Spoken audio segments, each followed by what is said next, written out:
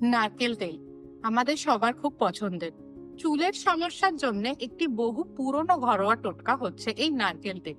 আমাদের মা মাসি দিদারা ছোটবেলায় আমাদের সবাইকেই নারকেল তেল মাখিয়েছেন এবং হয়তো এখনো চুল পড়লে অনেককেই বাড়ির লোকজন বলে নারকেল তেল মাখ, চুল পড়া কমে যাবে।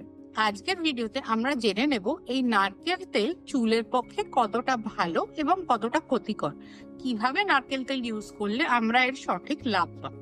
কিছু ক্ষেত্রে কিন্তু নারকেল তেল ভুলভাবে লাগানো হলে চুলের ক্ষতি পর্যন্ত হতে পারে। আজ এই ভিডিওতে আমরা চুলে নারকেল তেল লাগানো নিয়ে আলোচনা করব।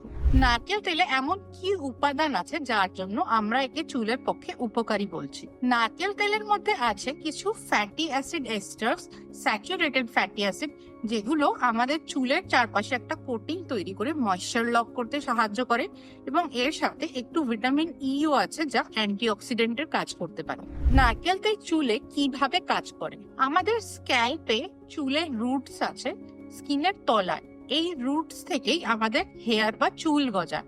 প্রত্যেকটি চুল একটি ফলিকল থেকে গজায়, যদিও একটি ফলিকল থেকে একাধিক চুলও বেরোতে পারে এবং এই ফলিকলের সংখ্যা জন্ম থেকে ডিসাইডেড থাকে জেনেটিক্যালি। এই ফলিকলের সংখ্যা কিন্তু জন্মের পর আর পাল্টানো সম্ভব নয়। আমাদের চুলের রুটস বাদ দিয়ে স্কিনের ওপর যেটা বেরিয়ে থাকে তাকে বলে চুলের লেন্থ বা শাফট। এই লেন্থ বা শাফট কিন্তু পুরোটাই ডেড সেল দিয়ে তৈরি, এর সঙ্গে কিন্তু হেয়ার গ্রোথের সম্পর্ক নেই।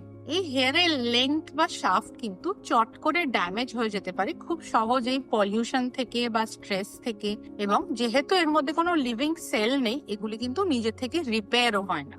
নারকেল তেল চুলে লাগালে এই চুলের শাফটের মধ্যে নারকেল তেল ঢুকে একে আবার মজবুত করে তুলতে পারে। এটি চুলের ইন্ডিভিজুয়াল প্রত্যেকটি স্ট্র্যান্ডের ওপর একটি প্রোটেক্টিভ লেয়ার বা কোটিং তৈরি করে তাকে আশেপাশের ড্যামেজ থেকে বাঁচাতে পারে।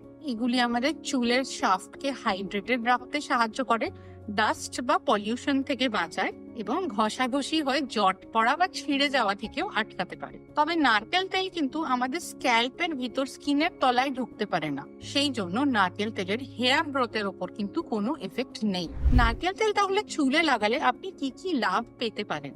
নারকেল তেল চুলে লাগালে চুল শাইনি চকচকে হবে, দেখতে সুন্দর লাগবে, চুলে জট কম পড়বে, চুল ম্যানেজেবল হবে, চুলের স্প্লিটেন্স কম হবে। যদি আপনার চুলে রং বা ডাই করা থাকে তাহলে এই রং বেশি দিন স্থায়ী হবে, এবং যদি আপনার হেয়ার অলরেডি ড্যামেজ থাকে তাহলে নারকেল তেল লাগালে এর ব্রেকেজ পরিমাণে কমে যায়। এবার দেখে নেব নারকেল তেল কিভাবে ব্যবহার করা সব থেকে ভালো।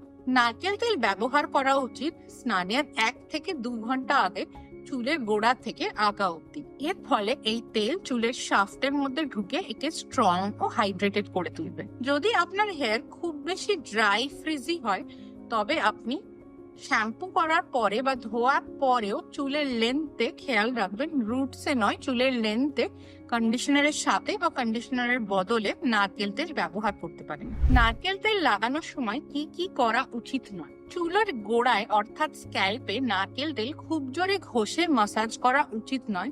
এই তেল স্ক্যাল্পের ভেতর ঢোকে না, আপনি যত জোরেই মাসাজ করুন।